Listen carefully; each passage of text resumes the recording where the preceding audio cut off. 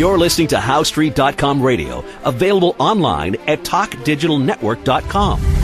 Welcome to HowStreet.com radio, the online source for market opinions. Here is Jim Goddard. My guest is Ross Kay from Ross Kay Realty Consultants. Welcome to the show, Ross. Thanks for having me back, Jim. Boy, some interesting times in real estate. First off, in the Vancouver area, where housing prices rose anywhere from 17 to 30%, depending whether you had a condo or an actual real house. A proposed tax, maybe, to reduce the problem of vacant homes that could be driving up real estate prices. The proposed tax from a plan hatched by both UBC and SFU business schools would tax vacant property 1.5% a year on $1 million home. That would be $15,000 a year. First of all, I don't know if that's enough money to deter some Asian billionaire from snapping up every house he can find. I've read a little bit of the research that they released in the last couple of days, Jim, and what the idea of taxing a foreign buyer, I think, is a sound idea. You may not want to do it when house price correction is ongoing. This may not be something that you want to trigger off, say, in a Calgary or in Alberta, somewhere in Alberta right now, because in a house price correction, foreign buyers vacate the market. So if you're going to give them any other reason to vacate before the new rules come into place, that can have a consequential negative impact on the overall housing market. What most of the problem you still have out in British Columbia and in Vancouver specifically is the misinformation that everybody is using to make bring irrational solutions forward. So if you look at Vancouver itself, the Vancouver Real Estate Board's average price only increased 10.73% this year. So what that means is on December of last year, the average selling price in Vancouver was $812,000. This year in December, it's $900,000, or a 10.73%. Somehow the real estate board is releasing statistics that the press is picking up, and they're presenting it to the public in far more outrageous terms than really what's on the ground happening. Now, this isn't to say that Point Grey has not experienced some extreme price growth. So in Vancouver, for the members of the Greater Vancouver Real Estate Board, the average selling price on their board in January of 2015 was $813,500. In December of 2013, it was $900,700. So when you get down to the pennies, this was a 10.73% increase for the year. You've heard some outrageous numbers like 18%, 14% being thrown around. 30% in some places. 30% some places. And what that means is that the house that sold this year simply was a far superior home than the home that sold last year. In your areas like Point Grey, where housing prices have skyrocketed, the renovation work that has been ongoing in those neighborhoods, on those properties, is totally transforming the property. Those transformations, when come to market, is what's causing some of these outlier price points to be registered. This is common in every real estate market. It's happening in the Greater Toronto area right now. It will be happening in a local market. There is always one point in a housing market which my firm calls the epicenter of the market. In Europe, they're called the prime market. In British Columbia, the prime market municipally is Vancouver. In Vancouver, the prime market is Point Grey. And what happens is that equity being built in the outside communities, if you want to use the earthquake scenario as a comparison. So the epicenter of the earthquake in BC is Point Grey. Whatever happens in the outlying areas of British Columbia sooner or later flows into Point Grey as equity is transferred from the lowest price neighborhoods, or the neighborhoods where the lowest quality of homes exist, towards the most expensive neighborhoods, or the neighborhoods where the highest quality homes exist. This happens in every single real estate market. The truth of the matter is home buyers in the Greater Vancouver Real Estate Board are paying 10.73% more on December the 31st than they were on January the 1st of 2015. Ross, why has that caused such a panic if the numbers are that low? Well, it causes a panic because the way it's presented to the public. You heard out in Vancouver as the same thing that you read in every newspaper in Ontario, that the Vancouver housing market set a record, that the GTA housing market, or actually the press broke it down even further, saying the Toronto real estate market set a record. Now, the only record that was set was the amount of commissions earned by the real estate agent on their respective real estate boards. So when you hear the commentary taking place about records, the records are only about how much commission the real estate board members have made. Now, you could say that the records they're saying are the number of houses the members of those real estate boards sold, which is true, but the number of houses with the increase in average selling price obviously means they take in more commission. So there is no logical reason that anyone should listen to a real estate board's sales statistic any more than you would listen to the sales statistics at your local GM dealer. What I mean by that is,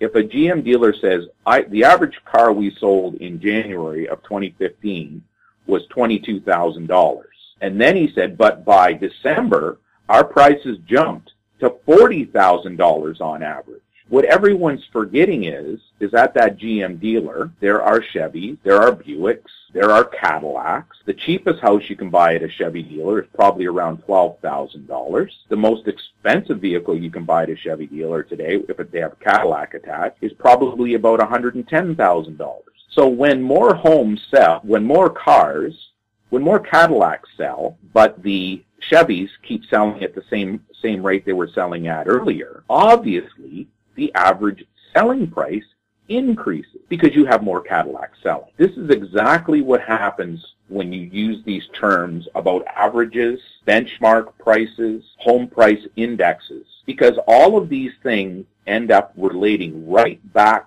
to measuring the quality of home being sold and not every home being sold. Your results are constantly skewed. It's this skewing that creates the illusion of a housing bubble.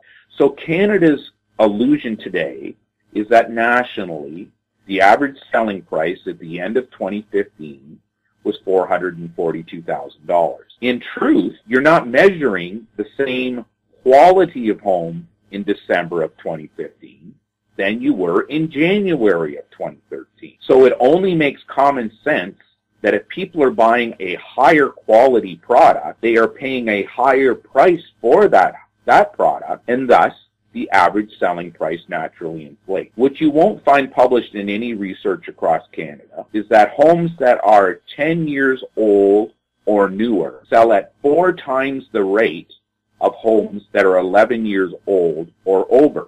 You're not going to find that published anywhere. That is simply one of a normal real estate fact. You're not going to see published anywhere that a house that was built in 1980, which they claim has increased in value by about $320,000, is even the same house that it was back in 1980, because that house that sold now has a kitchen that is no older than 7 years old. All of the bathrooms have all been rebuilt. The floors have all been rebuilt 2 or 3 times over the last 35 years.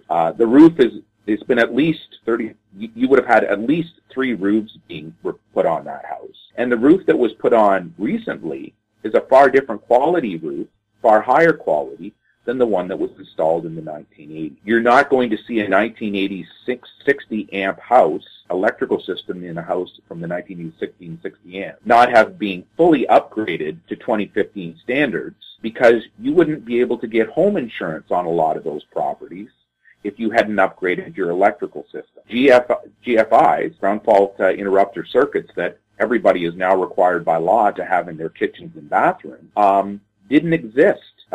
Were not a bylaw requirement 15 years ago. They were not a requirement of having house insurance. All of these things combine to simply bring up the quality of the house.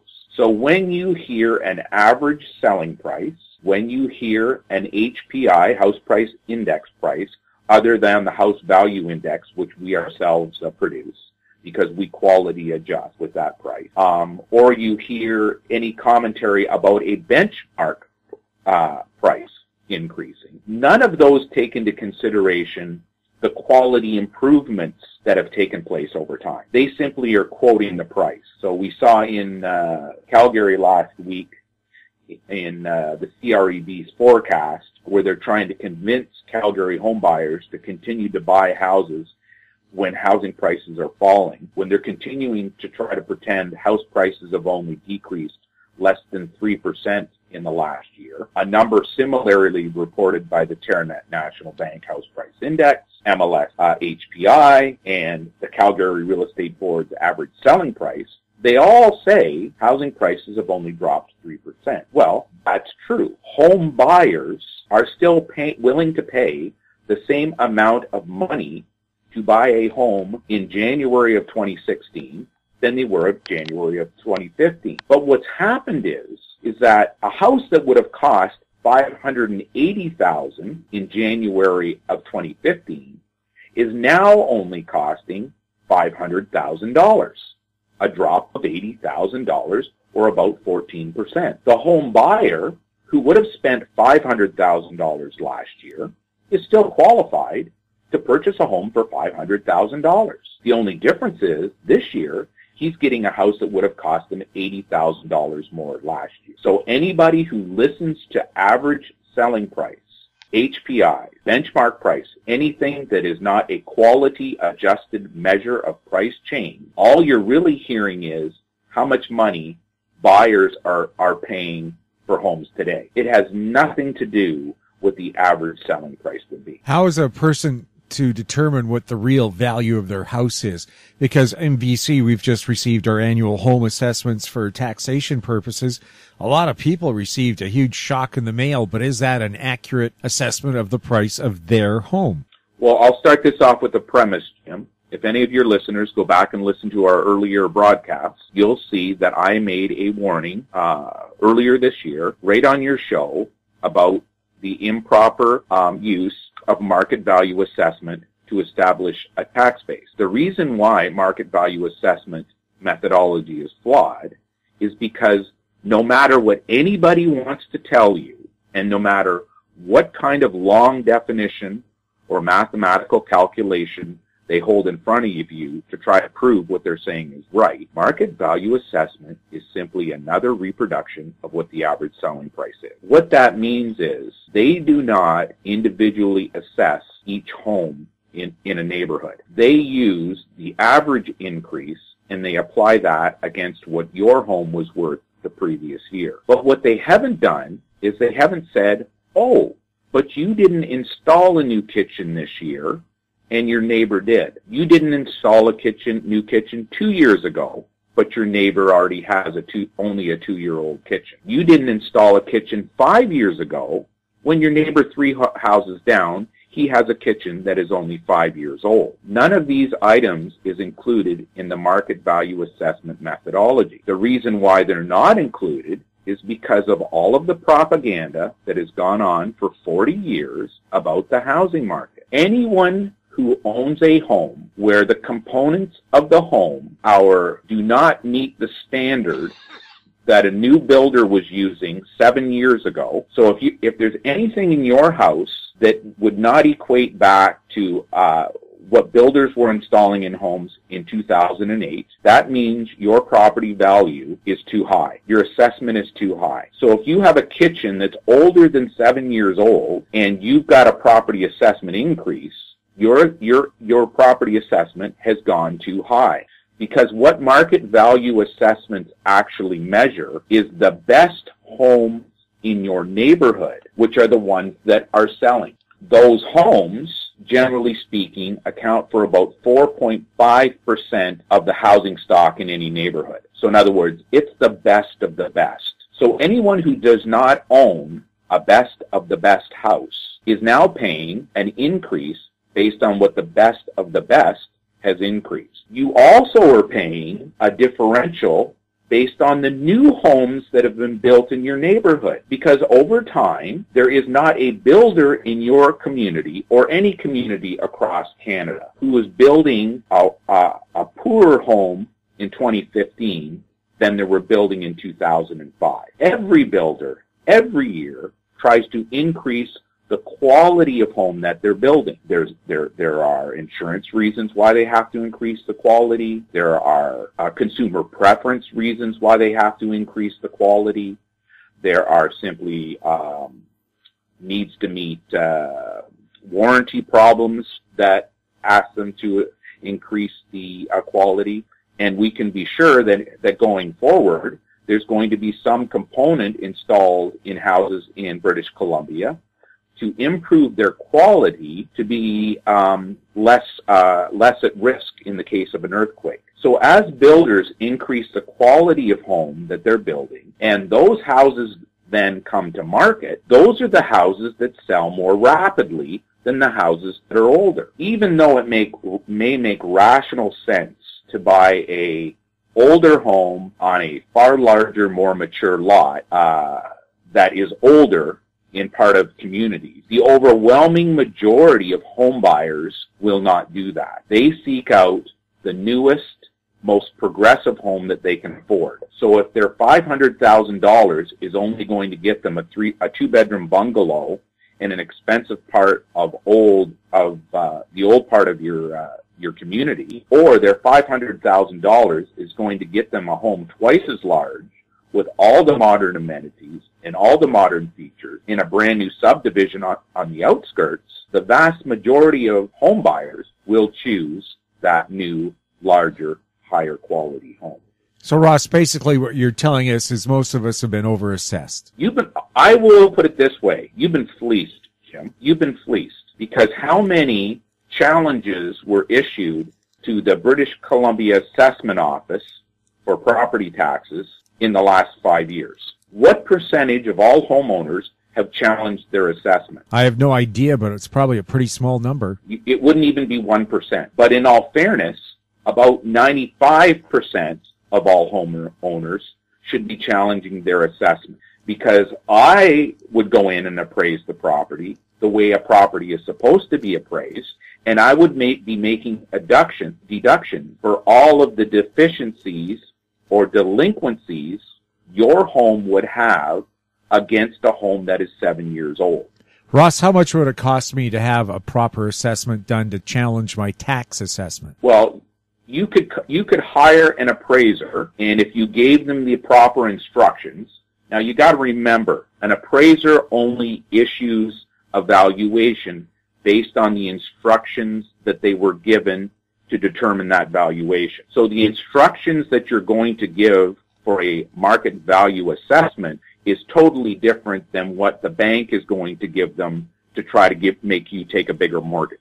So you could go to an appraiser, you could give them the proper instructions on what you want your valuation to be. Those instructions would meet the requirements of the property assessment methodology, so that you would be 100% compliant. And I'm assuming that would cost somewhere around $400. Now, you got to remember, it's a ratcheting effect on property taxes. So when you get your price lowered 1 year, even if the assessments go up 2% next year, your 2% is on a lower value to start out with. So it's money well spent. My personal opinion is there's an entire business model that should be established, and every homeowner in Canada should be ordering a proper valuation on their property every 5 years. That's my personal opinion. But that's an experiential comment coming from someone who understands how these things operate. Alternatively, you could hire someone like our firm, and you would provide the answers to a survey questionnaire where you would answer questions designed to allow us to make a random determination of how much lower your house is actually worth than what the average home is selling at, and you could then go ahead and use that to argue your property assessment. Those type of things are $99, so it's not like they're expensive. And then if they're challenged, you can use those for an appraiser to determine their own valuation. Well, Ross, I was going to say, if everybody challenged their home assessment, the system would shut down, because I've heard if everybody challenged their speeding ticket, the same thing, the courts would melt down, because instead of having 25 people a day challenge their tickets, it would be 2,500 people a day. Same thing with the home assessments? No, same thing, but that's the government's responsibility. The government has decided, in their need to get more and more tax dollars from property owners, that they changed to a market value assessment model. The original principle on market value assessment was to have people who had owned homes in their family for 50 years in the most expensive areas of in town, who were enjoying extremely low property taxes, stop having that advantage. Now, I'm in a full assessment with that ideology. But what they should have did when they did market value assessment is they should have based it on the real value of houses instead of the market value of houses.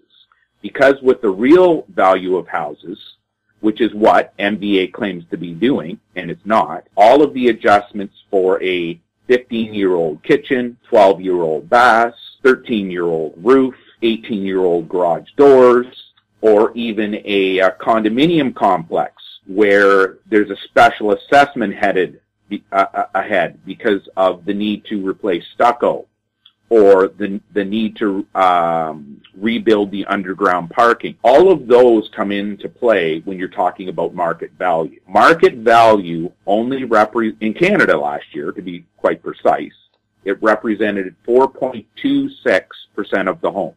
That's it. Only 4.26% of the Canadian housing stock was at a level of 7 years old or newer. Ross, some great ideas there on how to get your tax bill under control. I hope some people take your advice. And also, Ross, you have an announcement too about how your website's going to be upgraded to help out the average homeowner. Can you maybe tell us about that? Yes. RossK.com is staying our professional level site. It is a North American used site, and our Canadian focus, which is home ownership, will be going live on RossK.ca. That's RossK.ca. We'll be able to access one site from the other, of course. RossK.ca is your home ownership advice. So what that means, Jim, is that between 1980 and 2015, we have tracked 5,000 different sets of homeowners. We have tracked them through their lifetime of home ownership. The data that those people have generated has allowed us to issue the first information that has been verifiable and been vetted on home ownership. If you Google home ownership today, you will not find a website where you can find out what the average Canadian should be expecting to spend on their kitchen in their home over the next 40 years. At RossK.ca, you will be able to find that information. If you're going into a bank and you would like to purchase a home for the first time, or any time for that matter, and you're using the bank's pre-approval, and the bank's pre-approval, you must remember, is designed to make you buy the most expensive house so that you have the largest mortgage possible for the bank's benefit. That pre-approval is then handed over to a realtor who again uses that pre-approval to sell you a house as close to the maximum pre-approved limit as possible. They simply do that by showing you houses at the maximum pre-approved level and 5 to 10% less, leaving you always with the conclusion, well, the bank tells me I can afford it. The house I'm buying for $400,000 is way better than the one I get at $350,000.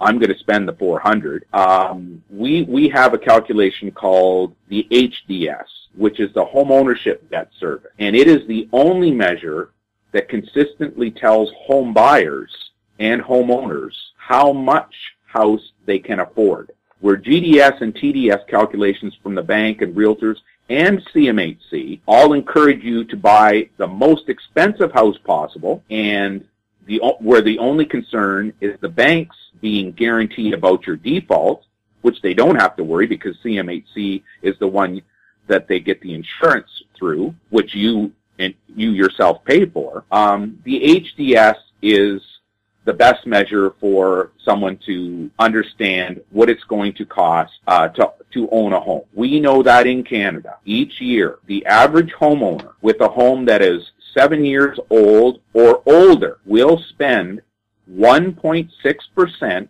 of its current market value on home renovation. That was from what our 35-year window of research on those homeowners revealed. We look at the StatsCan numbers on home renovation, and when you make the 7-year component part of the calculation in the terms of dividing the total number of homes into what StatsCan says is spent on renovation, it equates to 1.6% each year. So any of your listeners today, right now, who are thinking about buying a home, when you go to figure out how much you can truly afford, which should be based on your after-tax income, by the way, not your pre-tax income, which is part of the HDS calculation. You need to understand that each year, if your house is over 7 years old, you are going to need to pay 1.6% of its current market value. In other words, if prices go up, you're still paying 1.6% of that higher price over your lifetime of home ownership. And financial advisors are going to have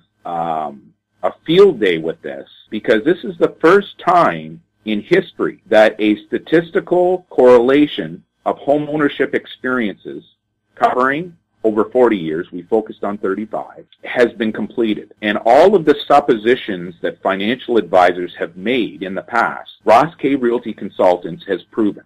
So the decision on home ownership, which has been based on myth and falsehoods perpetuated by the banks and real estate agents, and arguably the government, has been debunked. We can sit down by using the HDS. There'll be a rough out guideline laid on rossk.ca on how you calculate your HDS. For $20, you'll be able to send into our office and, again, complete a survey, and we will do a professional HDS for you on a property you're considering buying or one you own. And then you can make your own decision whether or not you want to buy that house. Because what we know is there is a massive problem in the Canadian housing sector, and that is that as houses have increased in selling prices, in other words, buyers are paying higher and higher prices for the home that they decide to buy, they no longer have any money available to do the replacement, maintenance, and renovation necessary for that property to maintain market value. In other words, for that property to maintain a 7-year-old status. This happened in the early 1990s. And during the 1990s, because housing prices were not increasing throughout Canada, there was only 1.2% being spent to upgrade houses. That left fewer and fewer houses being available at market value. That caused the housing market to decelerate even further. That caused housing prices to drop even further. We know that the way that homes are being sold in Canada for the last 7 years, because the prices are no longer aligned with the structural, with how a housing market must work, there are approximately 3.5 million homeowners in Canada today who cannot afford to do the necessary replacements, maintenance, and upgrades on their homes. Which is why when you're starting to drive through older neighborhoods right now, neighborhoods that are about 12 to 14 years old, in other words, seemingly still brand new neighborhood, you're starting to see shingles curl and not being replaced. You're starting to see garage doors crack and not being replaced. You're seeing driveways not being torn up and having interlock or a new asphalt driveway installed or concrete. You're seeing the same driveway with a coat of asphalt to sealer being laid over top of it to cover up the crack. You're beginning to see frosted windows from gassing of windows. The reason that's all happening is because Canadians have overbought their home. They have purchased homes that in all reality they cannot afford to maintain, and that's the problem we have going into the next 10-year window. Ross, thanks a lot for chatting with us. You have some interesting ideas and a brand new website to promote. Thanks a lot, Jim. My guest has been Ross Kay from Ross Kay Realty Consultants. His regular website for commercial people, rosskay.com, and for somebody buying a home, check out his brand new website. It should be up and going in a day or two, rosskay.ca. You're listening to HoweStreet.com Radio. Our popular YouTube channel is Talk Digital Network. Find us on Twitter at Talk Digital Net. Comments about the show can be sent to info@HoweStreet.com. I'm Jim Goddard. Comments made on HoweStreet.com Radio are an expression of opinion only and should not be construed in any matter whatsoever as recommendations to buy or sell any financial instrument at any time. Available online at TalkDigitalNetwork.com. HoweStreet.com Radio is a production of HoweStreet Media Incorporated.